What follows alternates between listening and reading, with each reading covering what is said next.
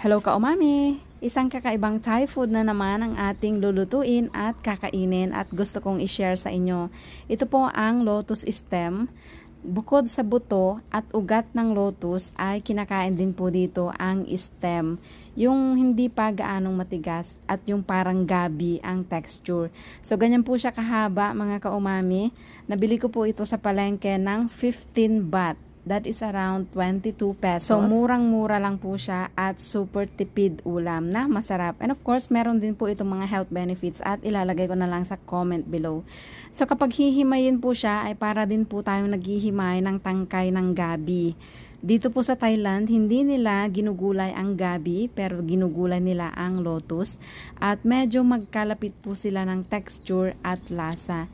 Pero ito ay medyo crunchy-crunchy at mas matigas at mas maliliit na mas payat kumpara sa gabi.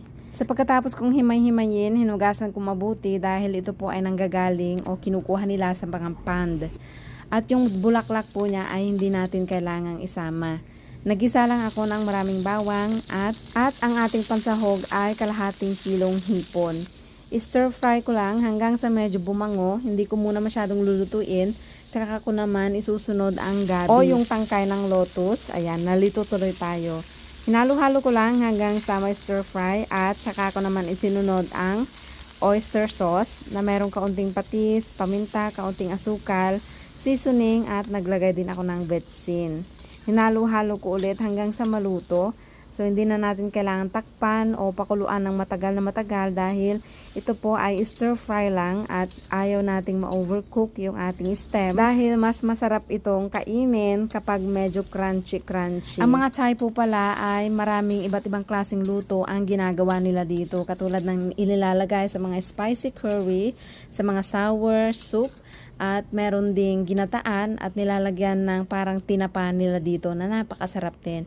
Luto na ang ating ulam, kaya kainan na. Tikman natin kung masarap ba ang ating pagkakaluto. At tikman na po natin ang ating lotus stem with oyster sauce and hipon.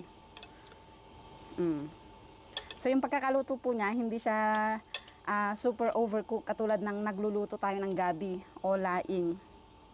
Ayan, magkakamay ako of course. Mainit pa pala. Kung naririnig nyo po, parang crunchy-crunchy po siya. Unlike sa gabi, step ng gabi na nalulusaw o nalulusak.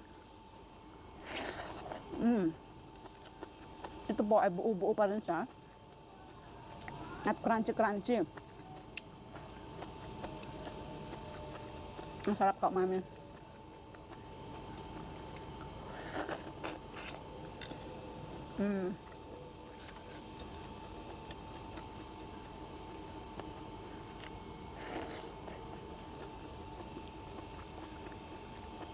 Wala tayong bulaklak na yung bukana para makita nyo sana kung ano yung tsura. Ito naman yung pod pa lang.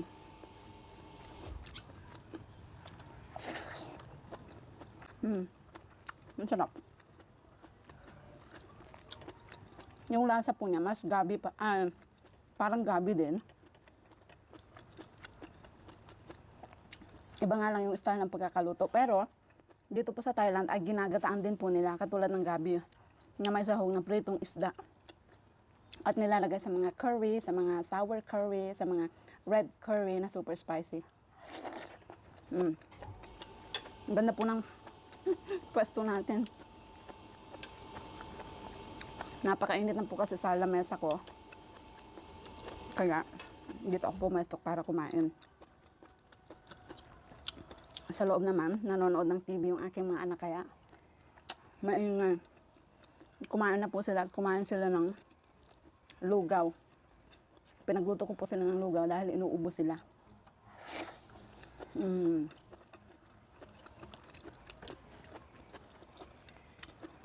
Ang sarap. Kaya kapag namimiss ko po ang gabi, ito yung ginagamit ko pang ginataan. Dito po kasi sa Thailand, hindi ginugulay ang gabi o laing. Yung laman lang po ng gabi ang ginugulay o kinakain nila.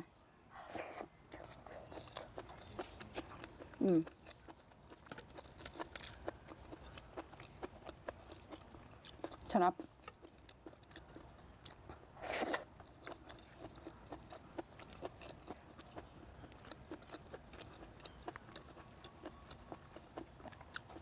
Dati, nag-uulam na po ako ng ganito dito sa Thailand. Pero hindi ko alam na lotus pala yung kinakain ko. So, kung meron tayong mga kababayan dyan na nag-uulam ng ganito, na hindi kayo familiar kung anong gulay po yan, lotus po yun, yung parang gabi.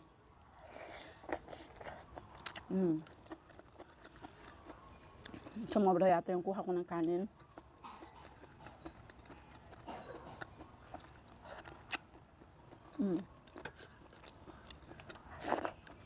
Sarap.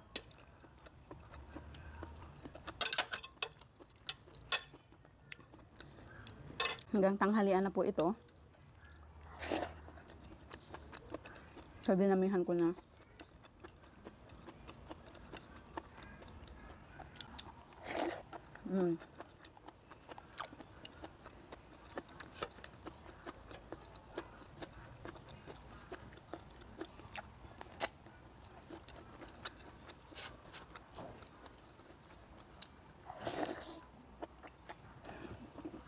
Ang lalaki po ng hipon.